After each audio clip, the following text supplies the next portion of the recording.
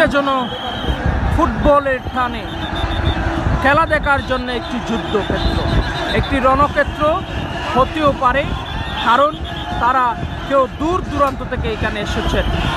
হাজার হাজার মানুষ তারা সকাল থেকে এবং গত রাত থেকে এখানে অবস্থান করেছেন অনেকেই।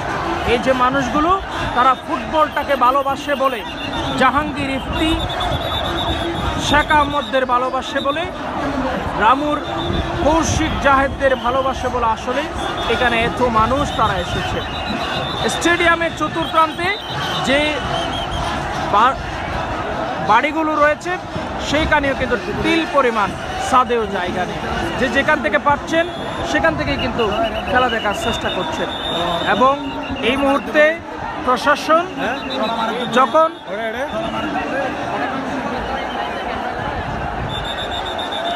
যখন মানুষগুলোকে সরানোর চেষ্টা করছে, তখন মানুষগুলো আসলে বারবার